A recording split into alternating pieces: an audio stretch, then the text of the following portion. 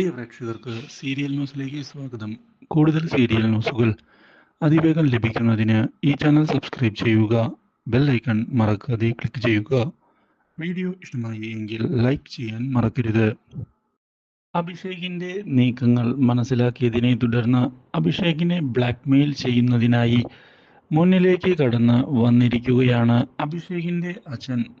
ഇതേ തുടർന്ന് നീ എൻ്റെ മകൻ തന്നെയാടാ, കാര്യങ്ങൾ നമ്മൾ രണ്ടുപേരും ചെയ്തത് ഒരുപോലെ തന്നെയാണ്. ഇനി മറ്റൊരു കാര്യം കൂടി നീ എനിക്ക് വേണ്ടി ചെയ്തു തരേണ്ടതായിട്ടുണ്ട്. എന്താണ് എന്ന് അഭിഷേക് ചോദിച്ചതിനെ തുടർന്ന് അത് ഞാൻ വഴിയെ പറയാം. ഇനി ഞാൻ പറയുന്നത് അനുസരിക്കാതെ പുതിയ നീക്കങ്ങളാണ് നീ പ്ലാൻ ചെയ്തിട്ടുള്ളത് എങ്കിൽ എല്ലാ കാര്യവും ഞാൻ ലോകത്തോട് വിളിച്ചു പറയും. അതോടെ നീ ആകെ പെട്ടുപോകും. മാത്രവുമല്ല, ഇഷയെ എന്നേക്കുമായി നിനക്ക് നഷ്ടപ്പെടും. അതുകൊണ്ട് തന്നെ കാര്യങ്ങൾ സീരിയസ് ആയി കാണുന്നതാണ് നിനക്ക് നല്ലത് എന്ന് ഓർമ്മപ്പെടുത്തിയതിന് ശേഷം ഫോൺ കട്ട് ചെയ്യുന്നു. ഇതോടെ കാര്യങ്ങൾ കയ്യിൽ നിന്ന് പോയി എന്ന് തിരിച്ചറിയുകയാണ് അഭിഷേക്. ഉടൻ തന്നെ സോഹനെ ചെന്ന് കാണുകയും കാര്യങ്ങൾ ഇതേ തുടർന്ന് സോഹനോട് പറയാനും അഭിഷേക് തയ്യാറാകുന്നു. അച്ഛൻ വീട്ടിൽ വന്നിരുന്നു. ദേവബാലയെ കാണാൻ ഇടയായതാണ് ഇപ്പോൾ പ്രശ്നങ്ങൾ ഉണ്ടാക്കിയത്. ഇതോടെ ഇഷയുടെ കാര്യവും ദേവബാലയുടെ കാര്യവും അറിയുന്ന അച്ഛൻ്റെ സ്വഭാവം പോലെ തന്നെയാണ് എൻ്റെ സ്വഭാവമെന്ന് പറഞ്ഞ് മുന്നിലേക്ക് പോവുകയും എന്നെ കൊണ്ട് പുതിയ പ്ലാൻ ചെയ്യുകയും ചെയ്തിരിക്കുകയാണ്. എങ്ങനെയാടാ ഇനി ഞാൻ രക്ഷപ്പെടുക എന്ന് സോഹനോട് ചോദിച്ചതിനെ തുടർന്ന് കാര്യങ്ങൾ വളരെ മോശമായ രീതിയിലാണ് മുന്നോട്ട് പോകുന്നത് എന്നുള്ള കാര്യത്തിൽ യാതൊരു സംശയവും വേണ്ട. നിന്നെ വെച്ച് നിന്റെ അച്ഛൻ മുതലെടുപ്പ് എന്തായാലും നടത്തും. നീ എതിർക്കാൻ നിൽക്കുകയാണ് എങ്കിൽ അത് നിനക്ക് തന്നെ തിരിച്ചടി ആവുകയും ചെയ്യും. അതുകൊണ്ട് ബുദ്ധിപൂർവമായ നീക്കങ്ങളാണ് നീ നടത്തേണ്ടത്. എടുത്തുചാടി നോ പറയുകയാണ് എങ്കിൽ അത് നിനക്ക് തന്നെ തിരിച്ചടിയാകും എന്നുള്ള കാര്യത്തിൽ യാതൊരു സംശയവും നിനക്ക് വേണ്ട.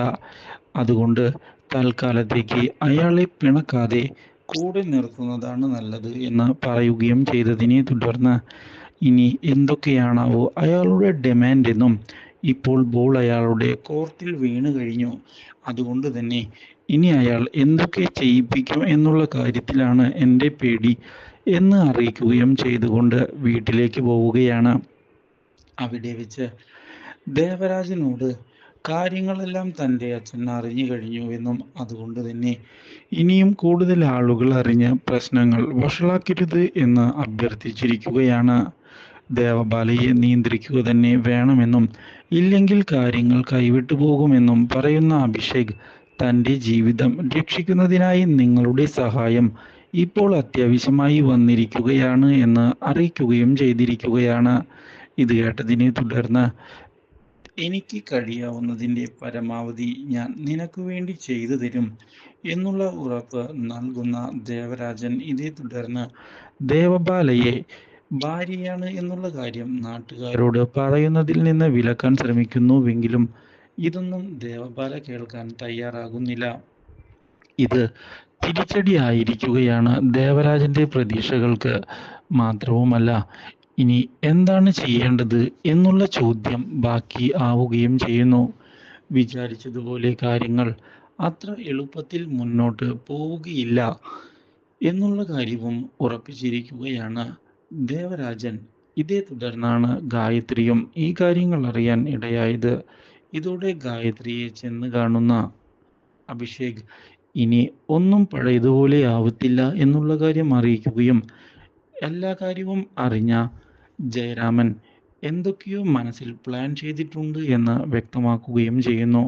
അതുകൊണ്ട് തന്നെ ഇനി എങ്ങനെയാണ് പിടിച്ചു നിൽക്കുക എന്നുള്ള കാര്യം മാത്രമാണ് എൻ്റെ മുന്നിലേക്ക് ഇപ്പോൾ കടന്നു വരുന്നത് എന്ന് പറയുകയും ചെയ്യുന്നു. ഇത് കേട്ടതിനെ തുടർന്ന് എന്തെങ്കിലും പോംവഴി കണ്ടെത്തണം എന്ന തീരുമാനം എടുത്തിരിക്കുകയാണ് അഭിഷേകിൻ്റെ അമ്മയും. ഇതേ തുടർന്നാണ് മറ്റൊരു വഴിത്തിരിവ് ഉണ്ടാകുന്നത്. അഭിഷേകിനെ കാണുന്നതിനായി ഓഫീസിലേക്ക് കയറി വന്നിരിക്കുകയാണ് ജയരാമൻ. മാത്രവുമല്ല, അവിടെ വെച്ച് അഭിഷേകിൻ്റെ അച്ഛനാണ് എന്ന് എല്ലാവരോടും പറയുകയും ചെയ്യുന്നു.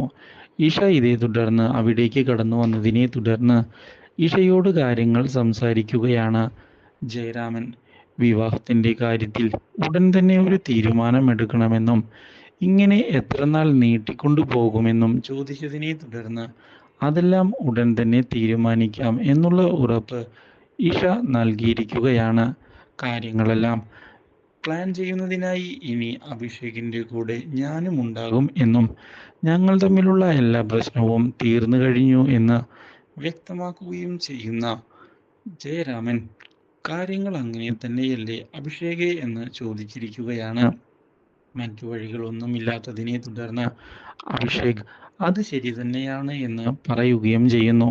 ഇതോടെ അഭിഷേകിനോട് കുറച്ച് കാശ് തനിക്ക് അത്യാവശ്യമായി ആവശ്യമുണ്ട് എന്ന് പറയുന്ന ജയരാമൻ തൻ്റെ അക്കൗണ്ടിലേക്ക് അത് ഇട്ടുതരണമെന്ന് പറഞ്ഞതിന് ശേഷം പോയിരിക്കുകയാണ്.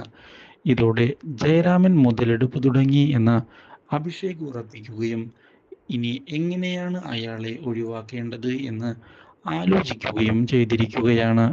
Do like, share and subscribe.